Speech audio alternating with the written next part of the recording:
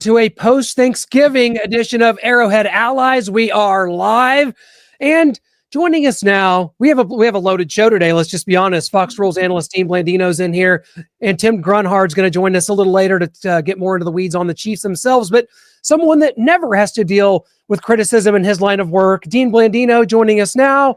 Dean, there's never any controversy. We never have anything to talk about. I don't even know what we're doing here. How are you? And you got the Sporting KC hat on again. Yeah, I made sure that I was wearing the right hat, and I didn't want to wear an Eagles hat or anything like that, or Broncos. But nothing to talk about, nothing to see here. Let's just keep it moving. Oh man, absolutely. Well, this is just a weird situation we're in here. The Chiefs at 6-6, coming off this loss to the Dallas Cowboys, and really just kind of when it comes to your specialty and your job and the things that you do. Obviously, it was a CBS game, not a game you were working. But the thing that stands out about this, and obviously when you see the Chiefs losing at the level they are, and people don't know what to do about it, it just always comes down to ref talk, things that went wrong and calls that went wrong. But Dean, the Chiefs were flagged for 5 second-half pass interferences, most in 35 years, and referee John Hussey and the Chiefs sideline kind of got into it there. This was kind of a contentious situation here in the second half as the Chiefs were trying to slow down the Dallas Cowboys' excellent tandem of receivers there. Definitely unusual. Look, anytime you have that many fouls in one area against one team in just a half of football, right? I think there were 5, right? I don't think the Chiefs had 5 pass interference calls all year up until this point. And again, and I looked at all of them. There were certainly 2 that I didn't like, that I didn't think. I thought the offensive pass interference I didn't like. The one on McDuffie, when him and CD were just kind of jockeying for position, and we call that hand fighting. They're both playing the ball, so I thought that was one that really wasn't pass interference. And it's interesting because what has been the narrative around the Chiefs for the last however many years is that they get all the calls, right? And that's obviously not the case. And these things tend to even out, but they were definitely on the wrong end of a couple of calls on Thursday. Hey, Dean, thank you for joining the show today. Wondering, I know there is a really vigorous process about reviewing film with the refs, reviewing certain calls, and I know before and after games there's a lot of preparation that goes into that. I just want to know what those conversations are like the day after the game when you all are going over the film with the referees and there are a number of questionable calls. What are those conversations like? Like you said, it's a comprehensive process, and that process starts right after the game. The officials have access to the video immediately, and most of them, that crew, a lot of them were probably staying over on Thursday because it was the later game. So they'll get together and break down the film and start looking at the calls and looking at the different things that happened during the game. Then there'll be a process where you have an officiating supervisor who evaluates the game and looks at all the calls, looks at every play and looks at every official and every decision that they make. And that evaluation is completed, the following, couple of days, and they get that graded report. And there's a lot of feedback that goes into that. Every flag that's thrown, it's okay, this is a good call, or this is not a call that we want to make going forward. Here's why. And those evaluations go toward postseason assignments. They go toward, whether those officials are going to continue in the NFL. And it is a process that goes for a couple of days. There's Zoom calls. There's different things that happen. So it's not just they work the game and then they're done with it. So, that process is going on right now, and I'm sure they're looking at film as we speak. Hey, Dean, good to see you again. So the Chiefs are staring down the barrel of not possibly making the playoffs. How do you feel about the possibility of a postseason that may not feature Kansas City? Yeah, that would be right. That would be very unusual because what was the last year they haven't made the play? We have to go back to 2014. That's insane, right? And when you think about the sustained success that the Chiefs have had, and in a league that has really been, we have had these dynasties, but when you think about playoffs, there's always, I think there's some longstanding stat where you have at least 4 teams that didn't make the playoffs the previous year make it the following year, and to think that the Chiefs, a playoff, for as long as we can remember, the Chiefs have been a part of that, so it would be unusual. I go back to the 2023 season, right? Midway through the season, the Chiefs were kind of struggling a little bit, and then they went in and got hot at the end and ended up winning it all. So certainly capable of running the table and getting in it. I think Coach Reed said that. Got 5 games left, but it would be definitely a change if the Chiefs aren't part of the postseason.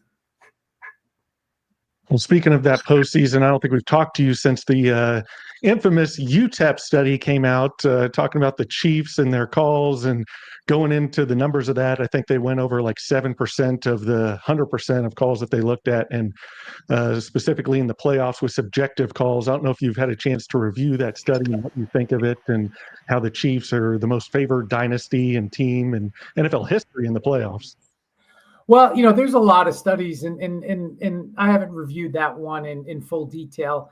My experience and everything that we've done when I was at the NFL, things tend to even out over time. There will be seasons where teams may get the benefit of more calls, but when you look at it over the course of 3, 4, 5, 10 seasons, that tends to even out. The officials are out there just trying to do their best, and the game is so fast, and there's a lot of subjectivity to it, and we get to analyze it with slow motion replay. And I think there is that disconnect with how the game is officiated on the field, and then how we get to evaluate their decisions. So I don't put too much stock in, because it is subjective. I mean, who's to say this was a correct call or it isn't? It's in the eye of the beholder. But again, good teams, what I've learned is good teams tend to overcome officiating mistakes. And that's what ultimately makes them successful, and they make their own breaks. Yeah, Dean, absolutely. And, as a former head of officiating, as a rules analyst for Fox, you're at the top of your game, and these officials are the best in the world at what they do. And that's what people need to realize. I think it was Tony Dungy after the Chiefs-Cowboys game said something to the effect of, these guys don't know what pass interference is. We used to have this as a reviewable play. It's not. Everything needs to be reviewable. And when you factor in kind of the new expedited review process that exists, do you feel like that could be something that's back on the table for pass interferences? And is pass interference a one-size-fits-all type penalty, especially when you're dealing with like the receiving tandem that the Chiefs were playing against, George Pickens and CeeDee Lamb? I mean, that George is a 6'5" physical hand fighting type of receiver. And you know how difficult it is, just trying to stay downfield with a CeeDee Lamb. So is that review going to be possible again? And is it a one-size-fits-all penalty when it comes to how you teach the officials? Sure. Well, I'll answer that last question first. It's not a one-size-fits-all. And I think that's the issue with some of these subjective calls, like holding, like pass interference. Offensive pass interference is the most missed call, whether it's a flag that's thrown that is incorrect, or a flag that isn't thrown that should have been thrown, because there is so much subjectivity and layers to it in terms of what the receiver is doing. Does the receiver push off? What the defensive player is doing? Who's initiating the contact? Is there an advantage gained? And so look, is it possible to make those plays reviewable? It is. You have to come up with a consistent standard. It's never going to be perfect when you have those. And that's why the competition committee is trying to stay away from those subjective calls with replay, because look, you try to stick with objective things. The ball hit the ground. We can all agree that the ball is on the ground, or the foot stepped on the sideline. But when you start to get into, is there enough restriction to affect the receiver's ability to make a play on the ball? We could all look at 10 plays and maybe agree on 5 of them. And so you're just replacing one person's judgment with another. And yes, I understand we're looking at, more resources and more angles, but there's no perfect solution. It's just trying to get the officials on the same page, define what it is, what the competition committee wants called, and then apply a consistent standard across the board. And that's always the biggest challenge. Listen, I like a little aggression from time to time. You know, if you can't get along, then you might as well get it on is my motto. And I just want to. I know that like some head coaches, they have some beefs that they hold on to for years with some refs. Do you recall any story or anything that we can hear from you? Any beef that you've had with any coach that you can recall?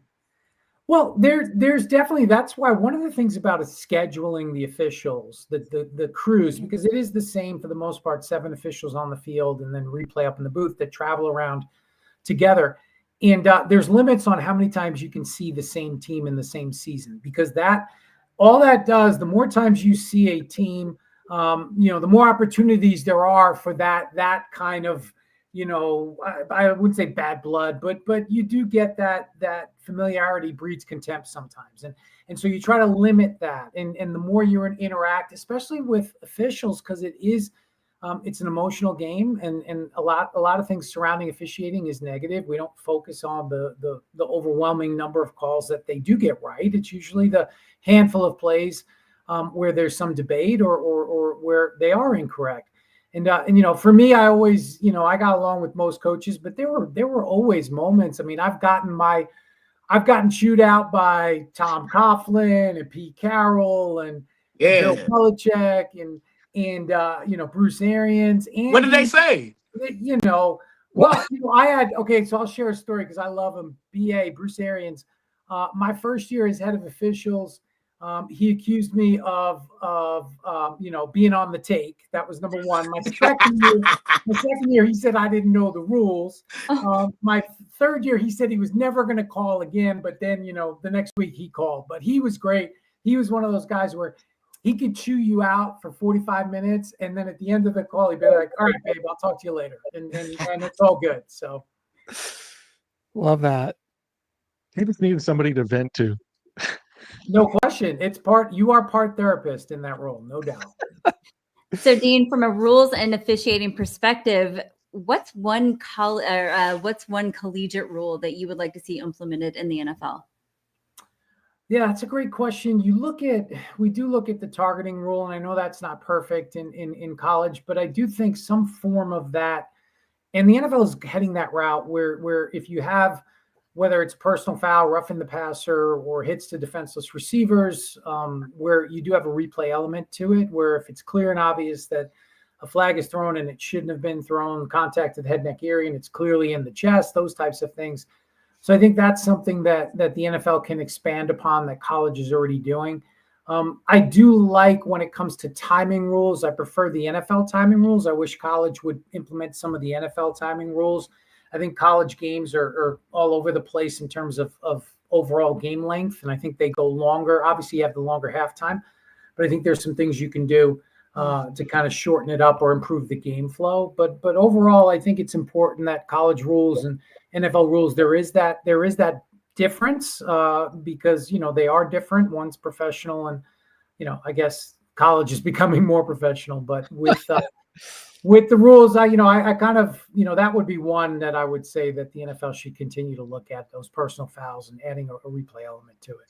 I don't like the 2-minute warning in college. I don't think that's like my brain maybe just isn't processing it yet. Like it's never like, oh, we have the 2-minute warning coming up. It's always like, oh yeah, there's a 2-minute warning. Oh, I know. Forever you just kind of didn't, and they didn't even want to call it the 2-minute warning. They call it the 2-minute timeout, but everybody knows it's the same thing. Right. That's why we need to call it the timeout. Gene, I've never really understood the automatic first downs that offenses get. Say it's 3rd and 38, and there's an illegal contact, 5-yard penalty, automatic first down. The defense played good, and now they're bailed out with this 5-yard penalty. It should be maybe 3rd and 33. No, automatic first down. What's the deal with that? The theory, it's a good question. The theory with that is the automatic first down with plays like defensive holding, illegal contact, those types of things. Why that's there is that's the deterrent, because then if you have every 3rd and 10, 3rd and 15 play, the defense is going to be much more aggressive, and they're going to take the approach where, okay, we're going to see what we can get away with. And that's really going to hamper the offense in terms of being able to convert on those third downs. And so I think that's the theory where you've got to play it straight up. You can't just say, hey, I'm going to grab. And if the official misses it, great. If they don't, all right, we're still going to be third and, like you said, third and 33. I can kind of see both sides of it, but I do like that deterrent where you've really got to play it straight up. You can't be overly aggressive, because if you do get that flag, it's going to be a first down for the offense. That's cool. Well, Dean, we're here, we're hanging out. I just got to get your take because it's been so dominant in sports here this week and in college football. But the Lane Kiffin situation, just what is your overall thoughts on this? I thought Lane really did a really good job of kind of rejuvenating his name over the last 6 years at Ole Miss. And it's a place that kind of seemed like he belonged out there in the college football playoff. And then in all one fell swoop, all hell breaks loose. And you talked about college being a professional league. Well, no more example than this situation here, how it's played out. Yeah. And I remember Lane. I was at the league when Lane was with the Raiders and got to know him a little bit. And obviously, he's come a long way since then. I don't think there's been a job that he's left that wasn't dramatic, that didn't have maybe FAU to Ole Miss, but right.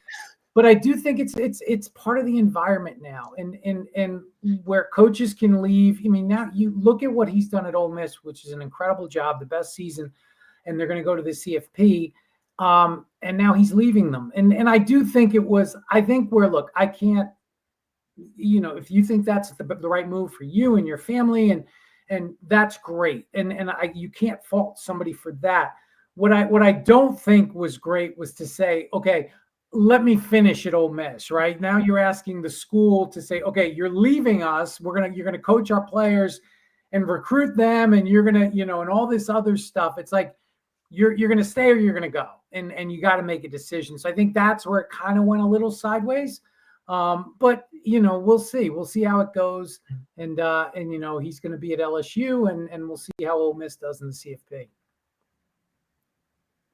Well, while we're on the college/NFL kick, I have one last referee question with that spot foul, pass interference. That's what's currently in the NFL is 15 yards in college. Do you ever see it being only 15 yards in the NFL one day, or what's the philosophy behind that? Sure. No, I don't see it. I think the NFL philosophy is the spot foul is important for the passing game. And whereas if you have, especially the deep passing game, because if it's just 15, again, like we talked about the automatic first down, defenses, the secondary, they're going to play way more aggressively. And again, get away with things more often than not. Whereas you see some of these fouls where, the DB is clearly beat on, maybe it's a double move, and they just tackle the receiver and it's only 15 yards where, hey, that would have been a touchdown or that would have been a 40-yard gain. So I do like the spot foul. Obviously, it's not great when you do see an incorrect call that's going to be 30 yards. So I think you do have that kind of safety net with the college game. But I like the NFL rule because, especially these defensive backs in the NFL, they're the best of the best. They're the best athletes on the field. And if you give them a kind of a green light to get away with some things, they're going to play more aggressively, and that's going to hurt the deep passing game. So I don't think the NFL will make a change. I don't think college will make a change. It was one of those, like we talked about earlier, it works for each game. And I think that's ultimately good. Dean, you were the executive producer on the documentary Her Turf, which highlights 3 female football referees. Do you feel the sport has made positive strides towards women becoming more involved in officiating? It has. It really has. And certainly, when I started at the NFL, there were a handful of female football officials at any level. And now we see more and more female officials. Obviously, we've had female officials in the NFL. There are more and more. You watch any college game, chances are you're going to see a female official every week. And we have made a lot of strides. And I think that grows the game. It grows the game where you can see these female officials out there, and then you have young girls that are watching and going, oh wow, I didn't even realize that was an option for me. And then they become a fan, and then they take that and run with it in terms of being an official. I think that's ultimately a good thing. So we're seeing a lot of strides in that area. Still got a ways to go, but that's ultimately a really positive thing about the game right now. It's not just Taylor Swift drawing this young female crowd. No, I mean she definitely is, but it's we gotta find other ways besides Taylor. She's doing a great job though. Well, Dean, I think we got one for you here. Milena is in. She wants to take the next step. Her next career goal is to do this, and I want to see it. Milena, you look great. Yeah, we're gonna get you started. What'd you say, Clint? Sorry. You look great in black and white stripes. We got to make it happen. I think we got our next one right here. Yep, we can get you started, or you want to do replay, just let me know. We've got Zoom calls and we can definitely get you started.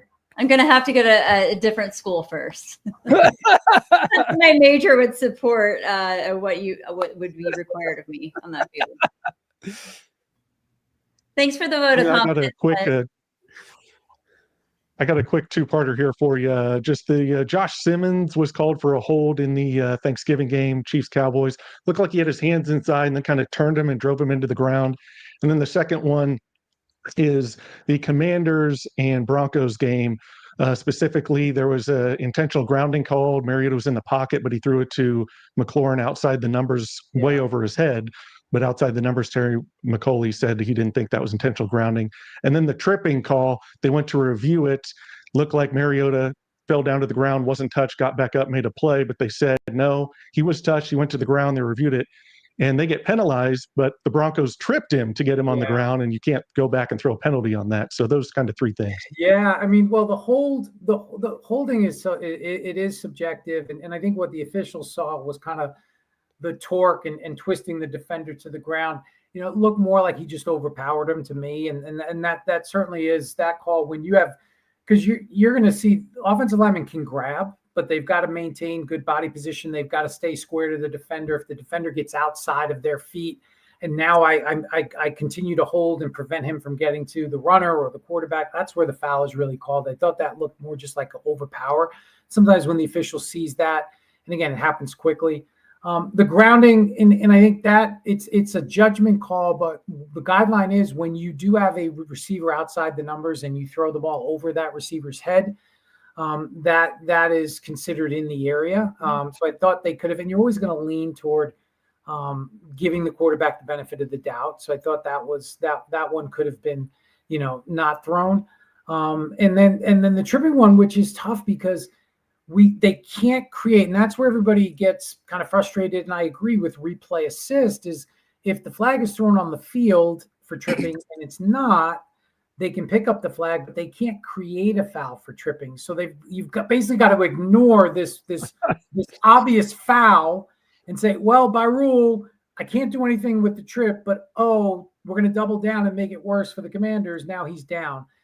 That's frustrating, and I think that's something that the competition we will continue to look at, but they've always been hesitant to allow replay to create fouls. Dean, we always appreciate it so much. Before we kick you loose, we got to hit you with our Fantastic Four quick questions. We'll have some fun with them.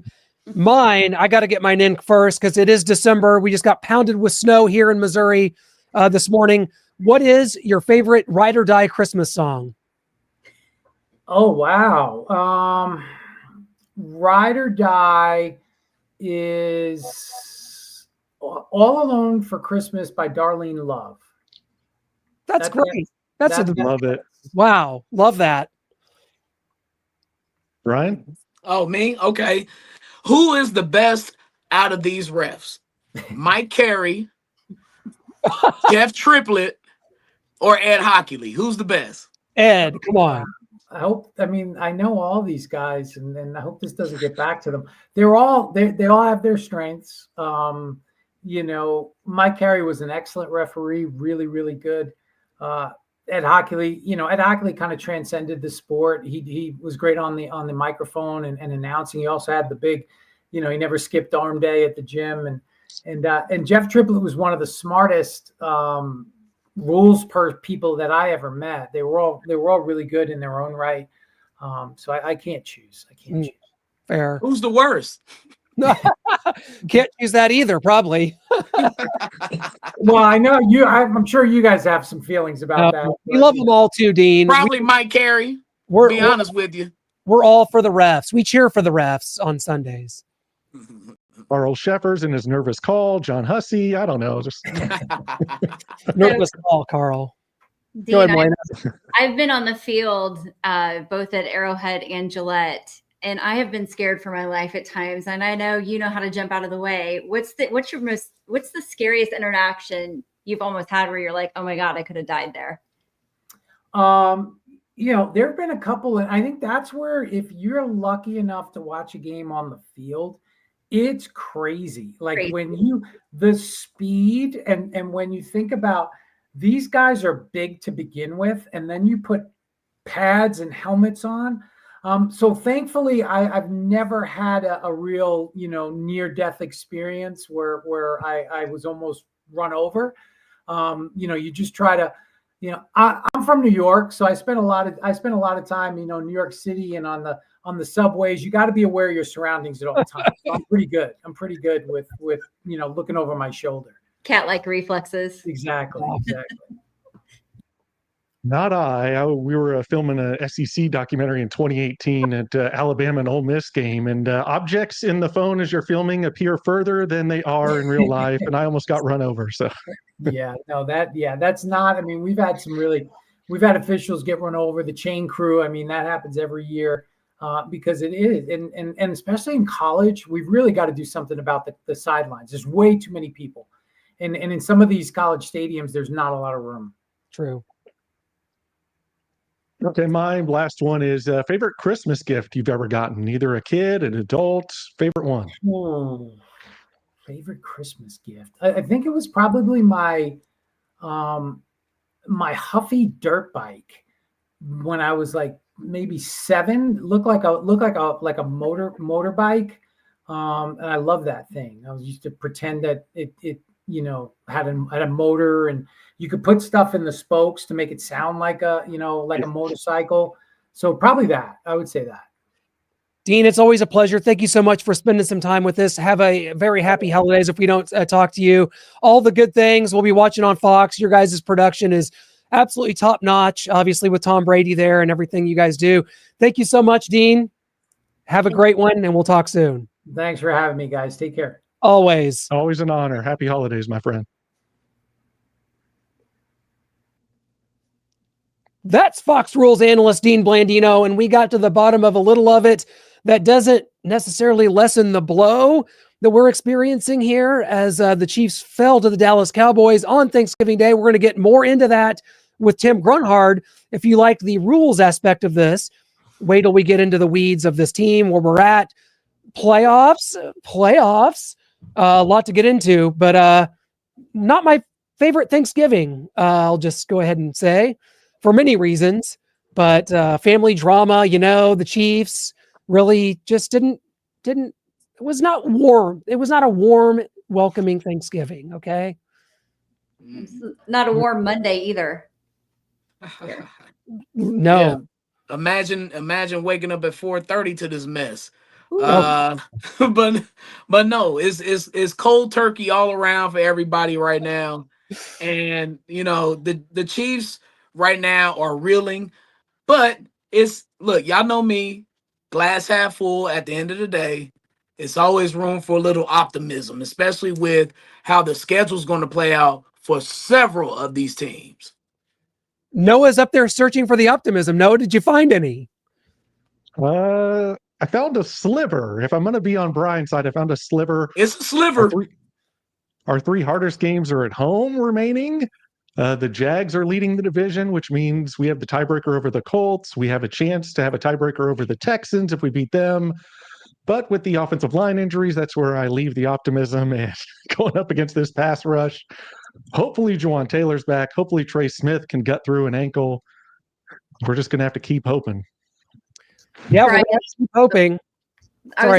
No, that's okay. I was just going to say, Brian, my husband said to me, he looked at me after the game and he said, I can't wait to see what Brian says, because he's always optimistic and I need that. That means he didn't want to hear what I have to say, but maybe, Melena, that John will want to hear what our next guest, Tim Grunhard, has to say on the matter. Tim always ready to roll with his headset and his mic. Man, Tim, you're looking great. Happy December, man. I hope you're surviving the snow out there, or that you're in Florida, either one. Well, I'm in Florida, so yeah, I feel for you guys. I just talked to my son, who's going to have a baby here in a couple of weeks with his beautiful wife, and they had an appointment today, and it was very, very difficult to get to the appointment. I guess you guys got like 4 to 5 inches of snow. That's crazy. Didn't you just become a grandpa again, like recently? I did. Yeah, it's just they come in bunches, just like my kids did. So we had 4 kids in a row, pretty much 4 and 3 years. They went to grade school together. They went to high school together. They basically went to college together. And now they got married together, kind of in the same time. Now they're having kids together. I guess that's the way it works. Love it. Yeah. So, well, here we go. We're in off this. We just had Fox Rules analyst Dean Blandino on the first half of the show, kind of talking about some things that, Tim, that we're going to get into that a little later, a little bit of the second half of the Cowboys game. But, before we start into anything NFL related or Chiefs related, I just want to say the Notre Dame Fighting Irish, Tim, your Fighting Irish, Marcus Freeman, what he's done there, they've reeled off, 10 straight wins, I guess, after starting 0-2. Going to be back to the playoff, we think. There's a couple little things that need to fall here. But what he's done for that program and where Notre Dame is right now, man, you must be just a proud alum right now. I absolutely am. Coach Freeman's done a wonderful job over there. And, they started out against Miami and Texas A&M. They were kind of a young team, young quarterback, and some young offensive linemen, a new defensive coordinator. So they struggled in the first couple of games, but they've gotten better and better every week. Listen, everybody knows what I am hoping and thinking is going to happen. But reality is that, Notre Dame is one of the best teams in the country right now after 10 straight wins. But the reality is, guys, that eventually Notre Dame is going to have to join a conference, which I think the Big Ten would be a great conference for them. They play right now 4 to 5 ACC schools every year. They do that because the rest of their programs in basketball and swimming, where my kids were, and baseball are all in the ACC. So they part of the contract was that they played them in football. So you're going to play 4 or 5 teams from the ACC, and then every year they play USC and they play Navy. They play Navy because Navy bailed them out during the Depression. People don't realize that, but Notre Dame was just about to go under, and the Naval Academy bailed them out. So they said, hey, listen, because of this, we'll always play you as long as you want to play. So they'll always play that game. And then, they always have a couple other games, whether it's, Texas A&M this year or whatever. But they're kind of at the mercy now of the teams that they schedule 5 or 6 years out have to be good. And it just hasn't been that way in the last couple of years. USC's been down, and the ACC's been down a little bit. So it's a tough deal. But I think Notre Dame eventually is going to have to join a conference. Yeah. I say the Big Ten because, listen, they're in the Big Ten in hockey. And hockey's a huge, huge deal up in upper Midwest. And, they already have a connection with the Big Ten. Just eventually just go ahead and join the Big Ten and get it over with. Yeah, I like that. Yeah. Yeah, man. Hey, good to see you. Good to have you back on the show, Grunny. And I love talking offensive line talk with you. And look, I just have one question. And I love this guy. We had him on the show on Arrowhead Allies a couple years ago, and he's a great guy. But from what I've seen on the field, why the hell is Wanya Morris still on this team? Why? Well, I think he's a good backup, but he's not a guy that you could depend on, I think, for a whole, season, obviously, or even a couple games in the season. He's a guy you could throw in there, and just like Andy said today, he said, listen, the first series or two, he wasn't very good. And as the game went on, he got a little bit better. But, I'm not going to argue with you on that one. I think, Wande Morris is, he's probably a 7 or an 8 or a 9 offensive lineman on a team. And you need those guys, but, you don't want to have to have those guys play. And unfortunately, the Chiefs have had that this year with the Josh Simmons deal, where he missed, a month basically with some personal issues, and now he's hurt. You have Juwan Taylor, who's, banged up and hurt. And, you have Smith, who's banged up and hurt. Last week I looked out there and there was 2 starters in. So that's just not a good recipe for winning football games, to have, basically 3 of your starters out going up against a tough Dallas defense. Mm-hmm. Yeah, Tim, after the loss to the Cowboys, you posted on X urging Chiefs Kingdom to stay out of the refs cost us the game rabbit hole. But what was your overall impression of the officiating, especially on some of those third down pass interference calls? Yeah, pass interference is ruining the game. It just is. I don't, and it's not just the Chiefs for or against, and it's not just the NFL. You look at every level, pass interference. It just, I don't know the answer. It's called inconsistent. At times they call it tight. At times they let it loose. Is contact before the ball, hand fighting, grabbing, both offense and defense are grabbing. There's so many times when you could call offensive pass interference and you don't. Pass interference is just a disaster. And I don't know what the answer is. The officiating hasn't been very good this year. The only reason I said that is because I get so tired of fan bases around the NFL bitching and moaning that the Kansas City Chiefs get every call, and the only reason they win games is because the NFL wants them to win, and yada, yada, yada, all that kind of crazy stuff. And it just drives me crazy, and I just don't want to see us go down that rabbit hole as a Kansas City Chiefs fan base. And I don't want to be like Buffalo. I don't want to be like Philadelphia. I don't want to be like Detroit. I don't want to be like those fan bases that all they do is say that, the Chiefs get all the breaks. I don't want the Chiefs fans to turn into that. We're too good for that. And that was my basic premise on that. Listen, I agree. The officiating was horrible. But once you start blaming the officials for losing games, even Andy Reid today, I was a little disappointed that he even brought that up, that, the officiating hasn't been great, and we're not getting all the calls. Now you're building in excuses. When you're a good football team is better than the officiating. And right now the Chiefs just aren't a good football team. So well said.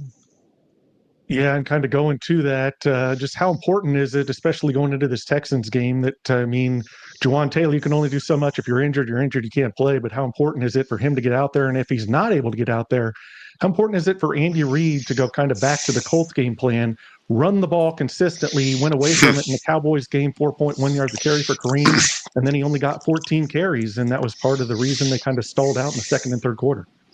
Yeah, you guys know I'm an offensive lineman. We're always bartering and begging to run the football. That's just the way that, we're built. That's the way that we play the game. We love to run the football, and I love to watch teams run the football.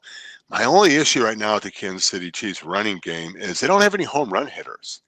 If you look around the league, and I said a little bit earlier on another show, maybe 70 to 75% of the teams have a guy. That might be a little high. But, I would say at least half or even more than half of the teams have a guy that can hit a home run at the running back position. If you give them a good hole or you give them a good seam and they make one guy miss, they could take it to the house. Chiefs don't have that. Listen, Kareem Hunt's had a nice year. I like watching Kareem Hunt, but he's not going to break any, 80, 70, 65-yard runs. Pacheco's been banged up, and he really doesn't have that particularly in him either. The Chiefs have got to find a home run hitter, a playmaker at the running back position. I love the idea of running the football and averaging 4.4 yards a carry and all that kind of stuff. But the problem with the Chiefs right now, guys, is it's very simple. Their playmakers just aren't making plays at the key times. An NFL football game has, let's say, just around about 120 to 140 plays, both offense and defense and special teams, maybe combined, maybe more than that. I don't know, but it's in that area.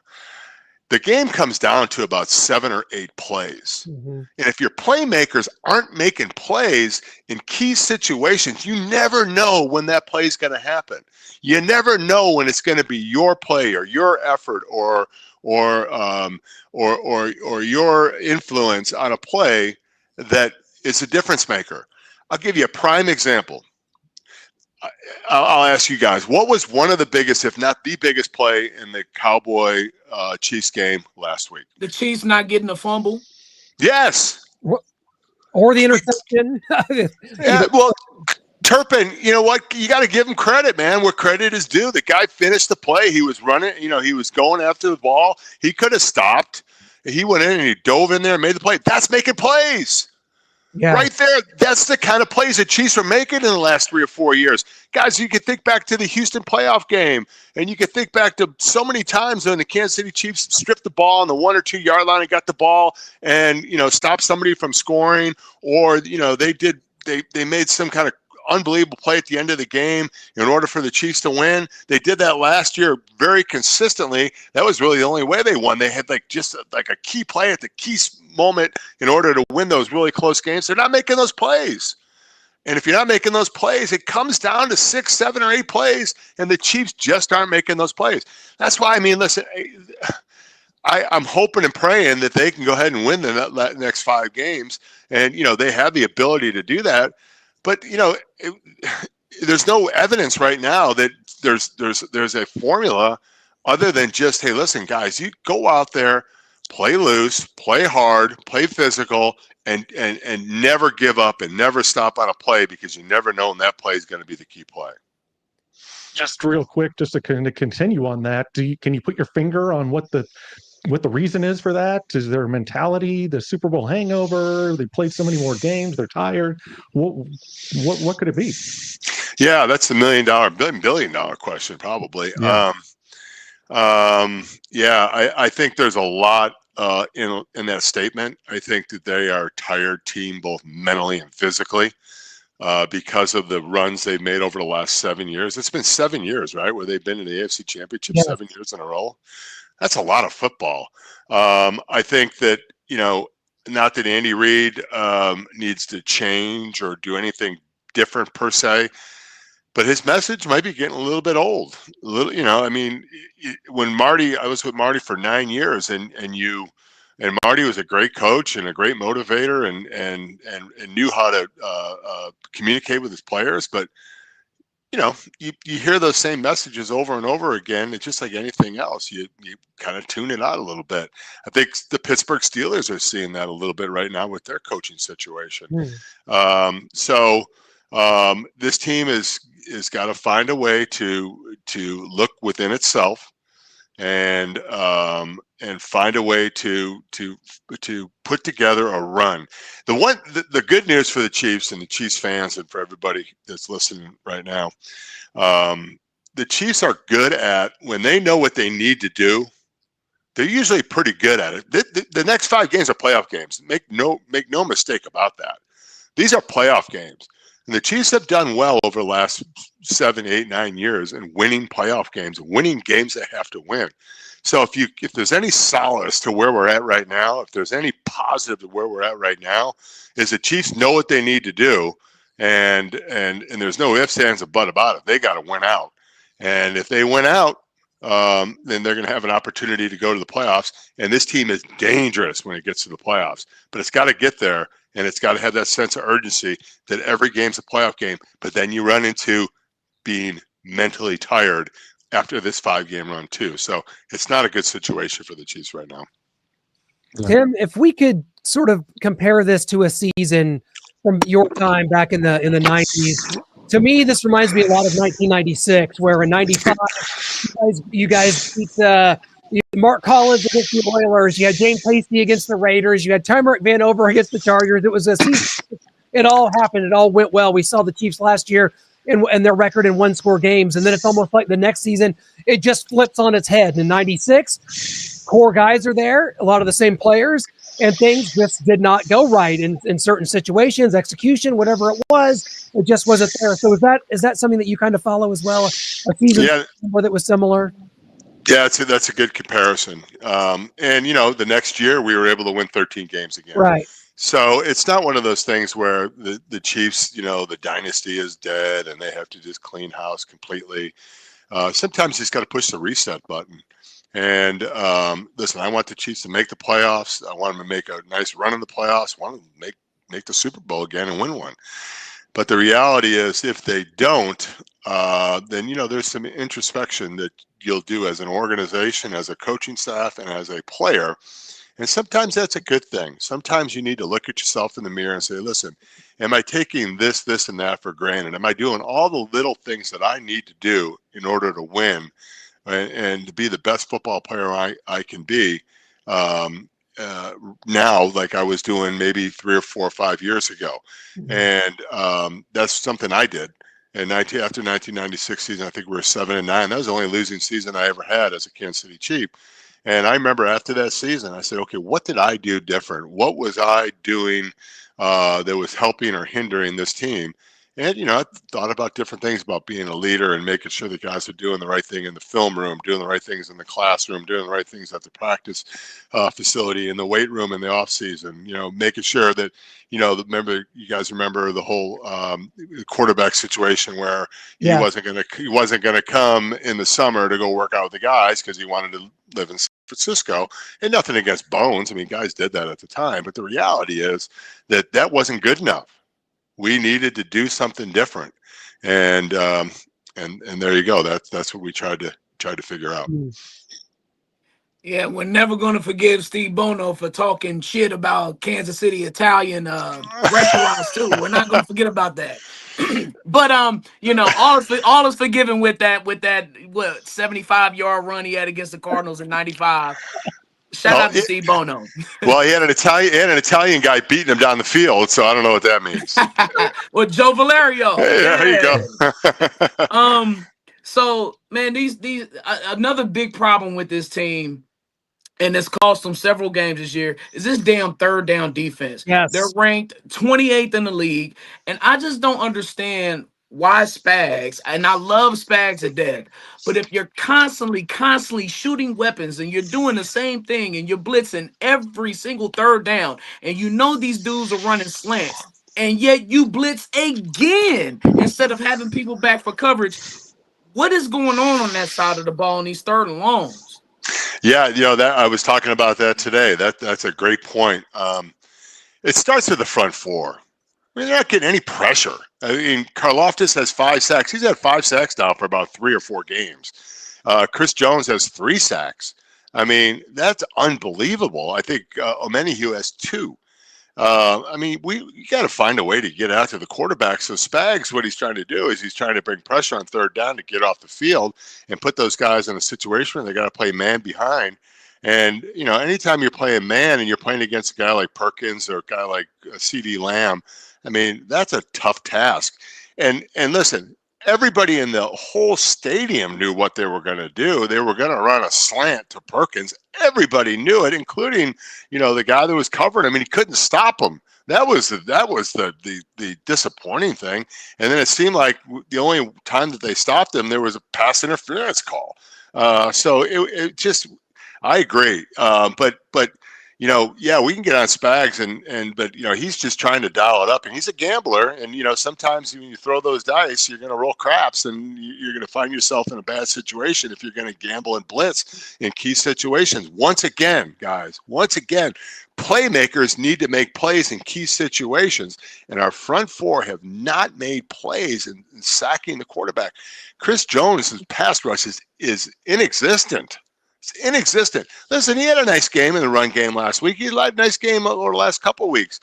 But, man, maybe he's having a nice game because he can't get to the quarterback, and he's saying, all right, I can't get to the quarterback, so I might as well stay in my gap responsibility here and make some plays in the running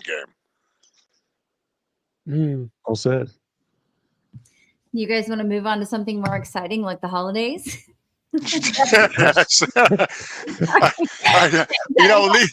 Leave it to Melina to bring back the calm, cool, and collected. You knew my heart rate was getting up, right? So we always like to highlight your book, View from the Center. The holidays are coming up. People might want to gift that book, so it's available on Amazon now. What do you hope fans take away from it? Yeah, you know what? A lot of fun stories about just kind of the building the foundation of the Kansas City Chiefs run that they're on over the last couple of years in the 90s. The bringing the fan base back, bringing the winning culture back, bringing in a bunch of characters like, the Bill Mosses and the Duran Cherries and the Neil Smiths and the Derek Thomases, and the Benny Thompsons of all people.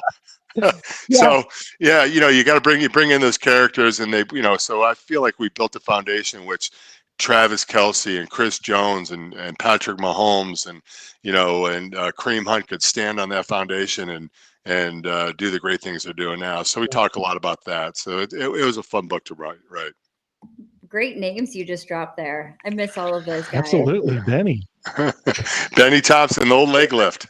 He doesn't love Hardy, so I don't know, Benny. We still love you, but old Benny. God rest Derek Thomas's soul. I can't believe it's been so many years. Yeah. It's crazy. Today is my daughter's birthday, my youngest daughter, and he got in the car accident on her christening day. So, which is coming up here in about a month and a half or 2 months when he had the car accident. So, never forget the ice storm, and God bless him. He was one of my best buddies. Wow. Absolutely. And just trying to get back to football here, Tim. I mean, if you were to put on your GM hat, go back to this past offseason, would you have done anything different? Would you have signed Trey Smith and traded away Joe Tooney? Would you have maybe let Trey Smith walk, the highest paid guard? Would you have signed George Karlaftis? Would you have signed Nick Bolton? Would you have let Justin Reed walk? We haven't seen a lot out of this rookie class other than Josh Simmons, who has looked well when he's been on the field. But it's tough for Noel Williams to get on the field ahead of like a Chamari Connor. You look at Ashton Gelati, he's playing out there, not making a ton of difference on that defensive line. No more Norman Lott flash, but he's injured now. And just kind of the rest, Jalen Royals can't get on the field. Jeffrey Bossa, Brashard Smith is seldom used. What would you have done differently this offseason, if anything?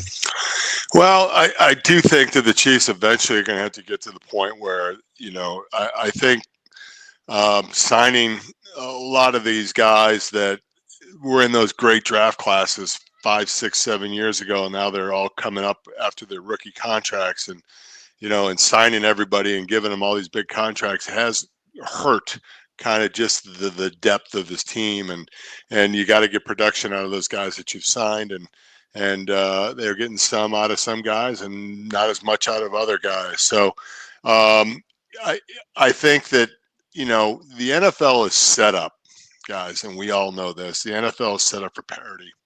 Whether it's scheduling, if you have the best record, you're going to have the hardest schedule. If you have the best record, you're going to draft last. And the Chiefs have drafted towards the end now for 7 years. I think it's starting to catch up with them. And I agree. Listen, they've had some great draft picks and they found some really quality guys. But the reality of the situation is that all the people that they're playing against, that like the Denver Broncos have been drafting to beat the Chiefs now for 6, 7 years. And finally, they're at the point now with all their different draft picks and with their new coaches and all those kind of things. And they're being proactive and not reactive to the Kansas City Chiefs. And so the Chiefs have got to get back to being proactive and not reactive. You keep on keeping the same guys and God, listen, it's been just an unbelievable experience and an unbelievable love affair from the Kansas City Chiefs and the Kansas City Chief fans over the last 6, 7 years and all the great things that they've done. But sometimes you got to cut some guys loose, and the Chiefs just haven't been doing that. And I think they got to get back to, almost that Patriot way where, they see a guy getting a little bit slowed down or getting a little bit long in the tooth or not as much production as they've had. They kind of found a way to get rid of him and bring in somebody else, and maybe at a lower price. And they can, so the Chiefs are going to have to look inward and say, hey, listen, do we keep signing and keep giving all with this? You have the highest paid center. You have one of the highest paid guards. You have one of the highest paid defensive linemen. You have one of the highest paid linebackers. You have the highest paid tight end. You have one of the highest paid quarterbacks. Can't live in that world in the NFL. It just doesn't work. Tim, that was just great stuff. Thank you so much for joining us down in Florida. I got to go shovel my driveway. So you just enjoy the beach, man. You just enjoy the warmth. I'm gonna take my dog for a walk out here. It's about 70, 74, 75 degrees. I might have to put a little jacket on. Oh, well, our hearts go out to you there, Tim. Thank you so much, guys, man. Always appreciate it and enjoy your time down in the Sunshine State. And congrats on your grandchild too, Tim. Yeah. Oh, thank you guys so much, and I love being out with you guys. You guys are great, and let's talk here maybe in about 4 or 5 weeks and see where we're at with the Kansas City Chiefs hopefully going into the playoffs. Exactly. Absolutely, Tim. Can't thank you enough. Always an honor. We want to make sure you're careful of that ocean breeze coming off of there. Make sure you're bundled up under your blanket tonight. Yeah, that ocean breeze, it does get a little cool this time of the year. So thank you, guys. Salt in the air. Have a good one, guys. You too. Take care. Happy holidays. That's Tim Grunhard, and that is a guy telling it like it is. And I really appreciated that about Tim, is he's not going to sugarcoat anything. And man, what a loaded show this was from Dean Blandino to Tim Grunhard. You won't hear that anywhere else. And wow, I'm just like taking it all in, trying to process all this along with my own feelings and my own discourse for where the season has gone. And we're just glad that we were able to have all you guys join us today and chime in. Thanks for all the comments, and we're just hoping things get a little better around here for the holidays. Otherwise, it's going to be a lump of time Christmas coal for all of you. All right, guys, let's close this thing out. I just want to give each of you a chance to give your quick thoughts on where we stand right now with this team. Brian, I want to start with you. Well, look, there's a lot of meat left on the bone. I got to talk Kansas City barbecue lingo with you. Come on now. But it is. There are several games left to be played. The Chiefs are right in the thick of this thing. The only thing is that, this team cannot lose. There's zero room for error. I think I said that, a couple weeks ago when we're going up against the Colts. But there literally is no room for error. You got to have 11 wins to get into this thing. And so, I think there's a lot of things going to Chiefs' way. Number one, look, we have to make sure that the Broncos, Patriots, and Jaguars all win their divisions because we have those tiebreakers over the Ravens, over the Colts, hopefully some over the Texans and Chargers too coming up soon. So that's just the reality we are right now. We have a chance. We're still in it. Everybody calm down. I think this coaching staff will make adjustments. The only concern I have, though, and it's a big one, the one that's been the Achilles heel for this team, and it's offensive line, man. It continues to be a problem. It continues to hinder the greatness of Patrick Mahomes because we can't see him at his best because he's not protected. And with Wanye Morris out there, hopefully he's not starting. Hopefully we have Jalen Moore over there in this game. I don't know. That's the dice roll in this whole thing. And before I close, just one last thing. I just want to say I want to be on record with this. The Cincinnati Bengals are going to win the AFC North. That's all. 2 games back, but they all kind of play each other. Ravens and Steelers and Bengals are playing the best of it. Those 3 teams right now. So. Colts had to play the Jaguars twice coming up. Also, the Colts are going to lose out. They have to play the Seahawks, the Niners, the Jaguars twice, and the Texans to end this thing. So don't even worry about the Colts. I'm not worried about other teams. I'm worried about us, especially this weekend with our offensive line. Juwan Taylor has to play. We cannot have Wanye Morris out there. Juwan Taylor has to play. We have to stick with the run game. The defense is going to have to show up. The reason I'm a little pessimistic is because, and the reason I asked Tim Grunhard if he was GM, what he would have done. And I'm not sure what I would have done differently. I'd have to go back and look at who was available and what moves could have been made, money. But just from our own signings, I think Brett Veach made a lot of mistakes. I was kind of on the fence about Nick Bolton. I was kind of okay with that just because he's such a captain of the defense. He's been in the system so long. He's just got a mind meld with Spags that he can call his own defenses out there. Spags trusts him. So it's kind of okay with that. I wanted to keep Justin Reed. I really wanted no part of Trey Smith or George Karlaftis because of the price tags. The production from George wasn't there to demand that price tag. Trey Smith is more of a run-blocking mauler. I really wanted to keep Joe Tooney, even though he's older. He's more of a pass-blocking specialist, a better offensive lineman that would help Mahomes. So I think there was a lot of mistakes made in this draft. Just hasn't played a ton for us on the field other than Josh Simmons, so we haven't seen an impact out of that. It remains to be seen. It's early. They could make some plays here in the next couple of years. It's too early to say the draft is a complete bust, but early on, the returns are not good. My last guess, guys, was Thanksgiving against the Dallas Cowboys. That's a game that you go and you win. And you're Trey Wingo was on this show a week ago saying the Chiefs are the better team. They have the better roster. They have the better players. They're going to go down there and we're going to win this game. Well, not so fast. And yes, 5 pass interference calls, the most in 35 years in the second half, helped that. But the Cowboys executed better. Dak Prescott played better. Their offensive line played better. and they were the better team down there. And the Chiefs, to me, that was the end of the line here. I know that there's ways. I know that it can happen. But to me, I have no more energy for it. It's going to take just an absolute like Herculean effort to get back to where we feel good about this. The Chiefs are still 2 games behind the Colts, who are the current, 6th seed. And a lot is going to have to still play out. But I don't have any hope left that any of these things can happen. The Chiefs have won 3 games in a row this season, once where they beat the Commanders, the Raiders, and the Lions. That's the only winning streak of that magnitude the Chiefs have had. They ain't 1-5. I can tell you that right damn now. And the rest of it, those teams are 8-4. This is not happening. There is no playoffs, and there is no tomorrow for the Kansas City Chiefs. That's going to start Sunday.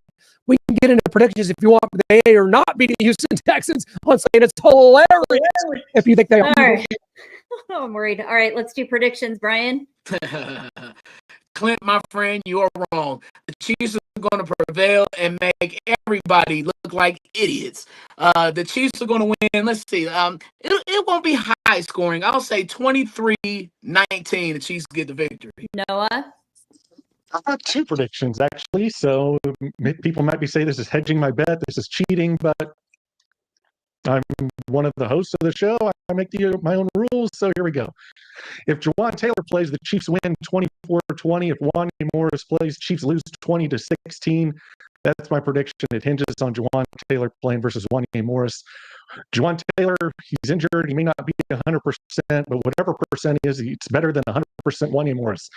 So I'm going with Chiefs win if Jawan's in, Chiefs lose if I'm not Wanya's even going to go there. This is the Texans win. We've seen what they've been able to do to take their season into their own hands now with CJ Stroud back, with the defensive front that they have. This is the best defense in the National Football League coming to Arrowhead Stadium against an offense that has not executed at a high level, regardless of the offensive line, regardless of a running game, regardless of what receivers they get back to full health. It hasn't mattered all year. This team's been wildly inconsistent. Don't believe in it. And I think Sunday we can officially have the funeral for this idiotic, stupid football team that... Oh, you are sad.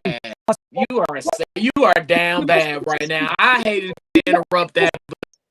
You must have missed it last week when I picked the Cowboys to win. You must have missed it 2 weeks ago when I picked the Broncos to win.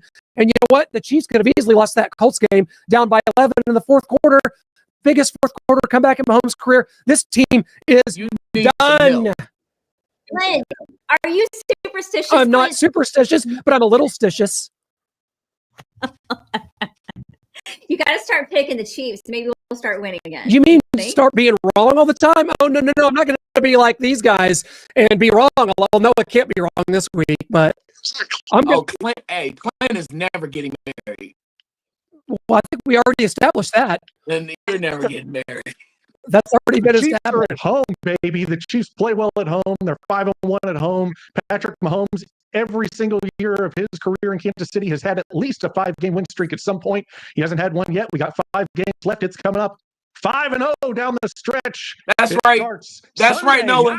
Against the Texans, unless Wanya Morris plays and we lose. That's right. Clint, you've been waiting all day for a Sunday night. Come on. I love you guys. I really do. We do love you too, Clint. Never mind my pro wrestling character that tends to come out from time to time.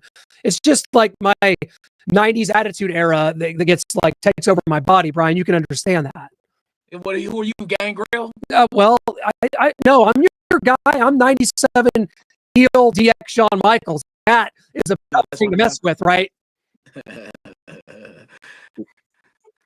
Clint saved himself there. Mentioned HBK. Brian's back on his side. Till next time, everybody. We are screaming on Sunday night. Go!